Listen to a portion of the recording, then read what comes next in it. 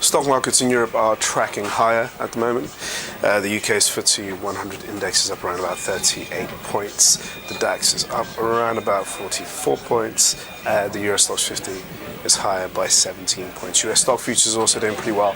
The Dow front month's future contract up about 55 points, while the S&P 500 futures contract is up about 4.5 points. And when it comes to commodities, gold is also up around about $2. It's pairing some of its losses from the previous session.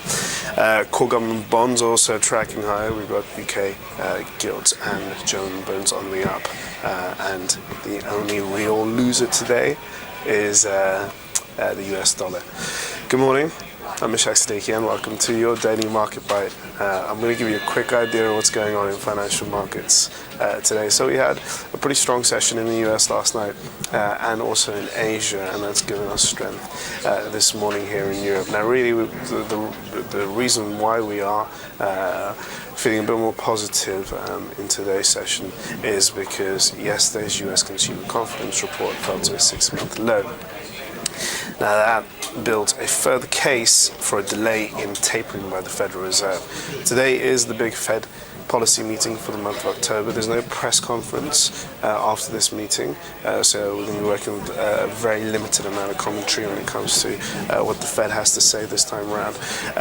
Expectations are for the Fed not to taper for the month of October and also not for the month of November and December. The market is ruling out tapering for 2013. That's mostly based on the fact that we've got a combo reason of poor economic data out from the US recently, and also at the same time we've had the US government shutdown, which has most definitely hit economic growth. So the US economy is not ready yet to live without the steroids that the Federal Reserve has provided over the past few years. Now, of course, Asian markets being the biggest beneficiaries of easy Fed money are doing very well at the moment on the back of that, and investors are now confident that we are going to see QE remaining on board for a little while longer.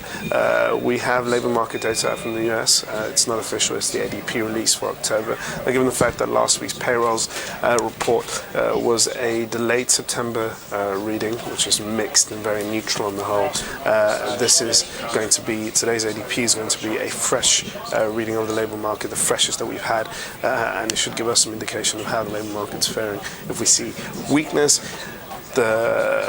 it's very likely that the market is going to be extremely confident the Fed will not taper today or this year, not until 2014, when the US economy is likely to get back onto its feet and on track of its recovery.